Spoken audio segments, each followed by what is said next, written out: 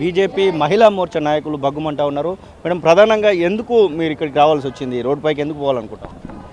అందరికీ నమస్కారం. మీ అందరికీ తెలుసు, ఢిల్లీలో అత్యంత ప్రతిష్టాత్మకంగా గ్లోబల్ సమ్మిట్ ఏఐ గురించి జరుగుతోంది. ఏఐ అంటేనే ఇప్పుడు ప్రపంచమంతా ఒక క్యూరియాసిటీ, ఒక ఆసక్తి నెలకొన్న ఈ తరుణంలో భారతదేశానికి ఈ అత్యంత ప్రతిష్టాత్మకమైన ఒక సమ్మిట్ని అరేంజ్ చేసే అవకాశం దొరికింది. అలాంటి ఒక ప్రతిష్టాత్మకమైన సమ్మిట్లో బ్రెయిన్లెస్గా కాంగ్రెస్ పార్టీ వారి యువజన శాఖకి ఆదేశం ఇవ్వడం జరిగింది, షర్ట్లెస్గా ప్రొటెస్ట్ చేయమని. వాళ్ళు ప్రొటెస్ట్ చేసింది ఏ విషయం మీద?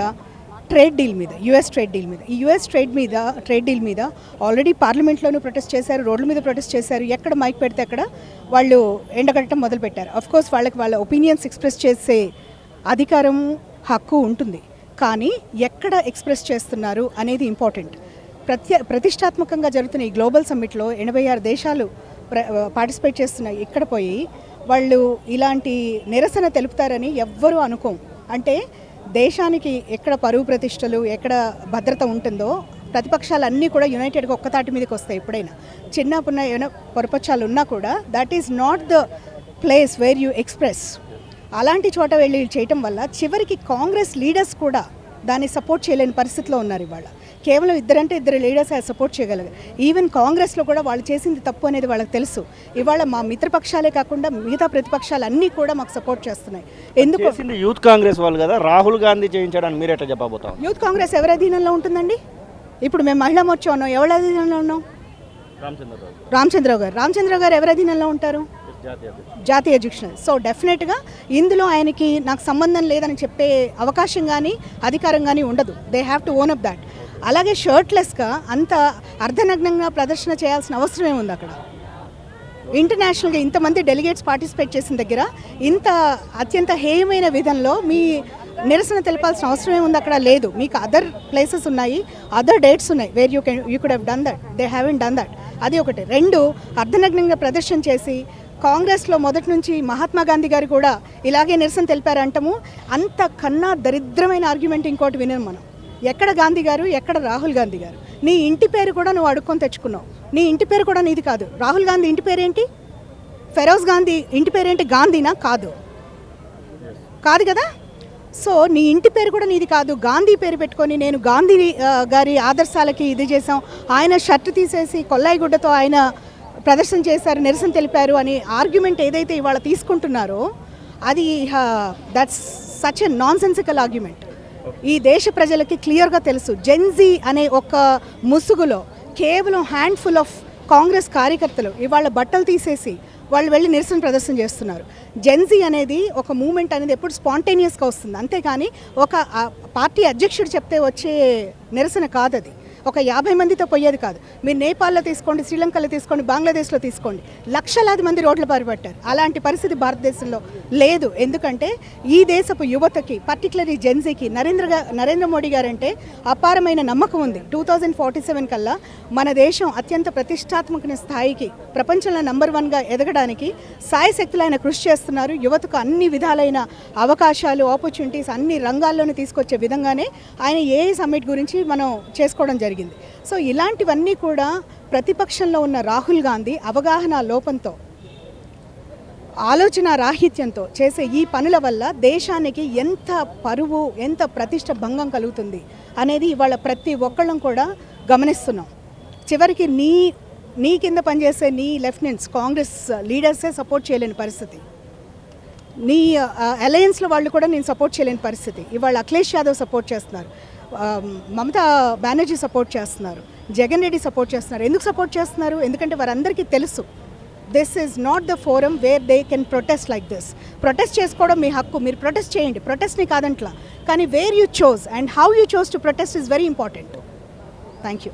మనతో పాటుగా బీజేపీ మహిళా మోర్చా రాష్ట్ర అధ్యక్షులు సిరిపరెడ్డి, మిమ్మల్ని అరెస్ట్ చేయడానికి కూడా పోలీసులు చాలామంది కనబడతా ఉన్నారు. ఏంటి మీ తదుపరి కార్యాచరణ?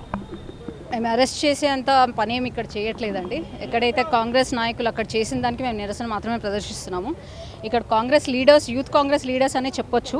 ఎందుకంటే వాళ్ళకి ఒక్కొక్కరికి ఒక్కొక్క బాధ్యత ఉంది. ఒకళ్ళు స్టేట్ సెక్రటరీ అంట, యూత్ నేషనల్ సెక్రటరీ, ఒకళ్ళు బీహార్ స్టేట్ ఉపాధ్యక్షుడు అంట. సో ఇది వాళ్ళకి ఒక్కొక్కరు యూత్ కాంగ్రెస్ వాళ్ళకి ఒక్కొక్క బాధ్యత ఉంది. ఏదో పొరంబొక్కుగా వచ్చిన వాళ్ళు కాదు వాళ్ళకి ఆ 4-5 ఎవరైతే అరెస్ట్ అయ్యారో వారికి ఒక్కొక్క నేషనల్ లెవెల్లో, స్టేట్ లెవెల్లో, డిస్ట్రిక్ట్ లెవెల్లో పోస్ట్ ఉన్న వాళ్ళు ఒక పగడ్బందీగా ముందే రిజిస్ట్రేషన్ చేసుకొని, కావాలని టీషర్ట్స్ని ఉల్టా వేసుకొని, కావాలని సమయం వచ్చినప్పుడు తీసి దాన్ని అర్ధనగ్న ప్రదర్శన చేశారు. అంటే ఇది ఒక వెల్ ప్లాన్డ్ స్కెచ్ ఇది. ఎందుకంటే మన దేశాన్ని ప్రపంచవ్యాప్తంగా కించపరిచే విధంగా వాళ్ళ చర్యలు ఉన్నారు. దీనికి తోడు మన రేవంత్ రెడ్డి గారు కూడా చేశారు. అక్కడేమో అక్కడి నుంచి ఇక్కడికి వచ్చి ఏ సమిట్ సూపర్ అని చెప్పేసి అక్కడ వాళ్ళతో షర్ట్లెస్తో ఎవరైతే ఉన్నారో వాళ్ళతో కలిసి దిగిండు. అంటే మీరు ఏం సపోర్ట్ చేస్తారో అది సపోర్ట్ చేస్తారా, ఇది సపోర్ట్ చేస్తున్నారా? అంటే మీరు యువతకి ఏం మెసేజ్ ఇద్దామనుకుంటున్నారు? ఇది కూడా ఒక నేపాల్ లాగా తయారు చేద్దాము, ఇది కూడా ఒక బంగ్లాదేశ్ లాగా తయారు చేద్దాం, యూత్ని అడ్డం పెట్టుకొని అని అంటున్నారా?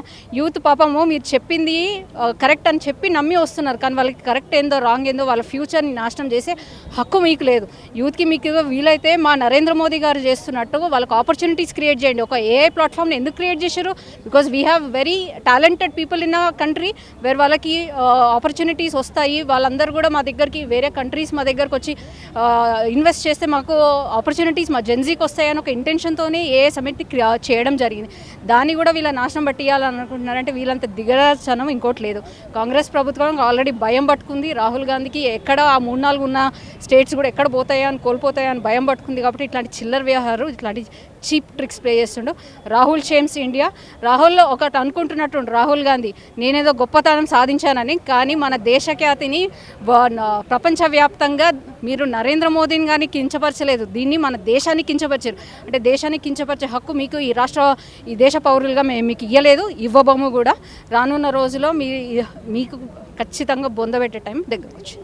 ఇదే పరిస్థితి మనం చూస్తూ ఉన్నాం. ఇక్కడ బీజేపీకి సంబంధించినటువంటి నేతలందరూ కూడా, మహిళా మోర్చాకు సంబంధించినటువంటి నేతలందరూ కూడా ఇక్కడ ఒక నిరసన కార్యక్రమాన్ని అయితే చేస్తున్నటువంటి దృశ్యాన్ని చూస్తున్నాం. కాంగ్రెస్ హటావో దేశ్ బచావో అంటూ వారికి సంబంధించినటువంటి ఒక నిరసన కార్యక్రమాన్ని అయితే చేపడుతున్నటువంటి సందర్భాన్ని అయితే మనం చూస్తూ ఉన్నాం.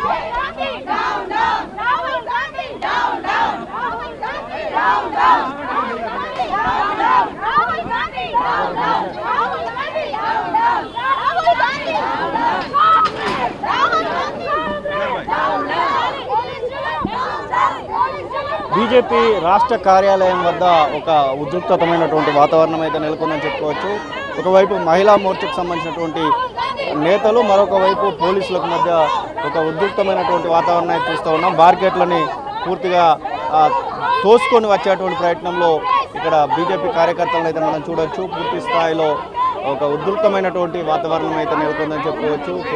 ఒకవైపు పోలీసులు, మరొక వైపు బీజేపీ రాష్ట్ర నాయకులు అయితే ఇక్కడ మనం చూడొచ్చు. పూర్తి స్థాయిలో ఇక్కడ ఒక ఉధృతమైనటువంటి వాతావరణాన్ని అయితే మనం చూడొచ్చు.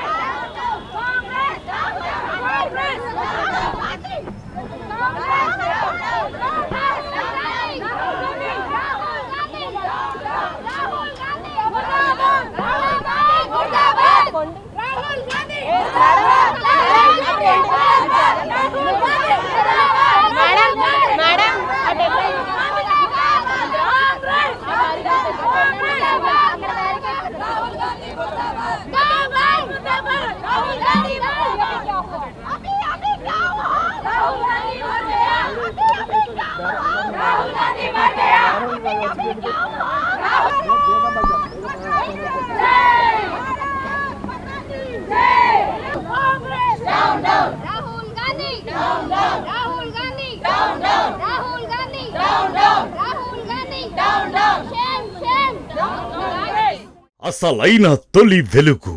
ఫాలో వాట్సాప్ @తొలి వెలుగు official.